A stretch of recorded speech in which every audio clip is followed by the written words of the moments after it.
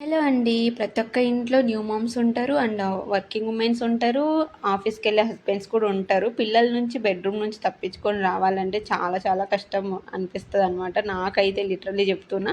మా వాడి నుంచి తప్పించుకొని రావాలంటే కిచెన్‌లోవి చాలా తతంగాలే ఉంటాయన్నమాట మా ఇద్దరికి.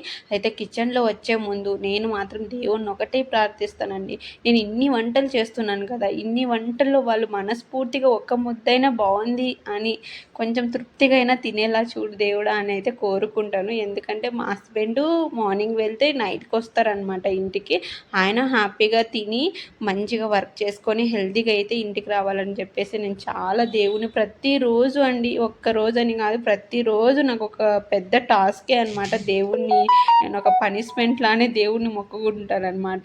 ఏంటంటే ఇంకా ఆయన ఆఫీస్‌కెళ్ళి మంచిగా ఇంటికొస్తేనే కదండీ మన ఫేస్‌లో హ్యాపీగా ఉంటది. లేకపోతే పిల్లోడైనా, నేనైనా ఇక్కడ లీడ్ చేయగలుగుతాం. అందులో చాలా దూరంగా ఉన్నాం కదా అందరికీ. అందరూ అలానే ఉంటారనుకోండి.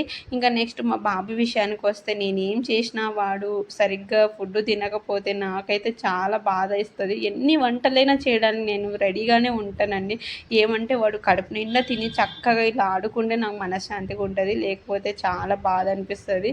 మీరు కూడా ఇంట్లో ఇలానే ఆలోచించి వంట మొదలు పెడతారా? లేకపోతే ఏదో ఒకటి చేద్దామని చేస్తారా? అయితే కామెంట్ చేసేయండి ఖచ్చితంగా. ఇప్పుడు వెళ్ళిపోయిన తర్వాత మా కన్నయ్య అయితే ఇలా అయితే ఆడుకుంటున్నాడు. కొంచెం వీడియో లైక్ చేయొచ్చు కదా!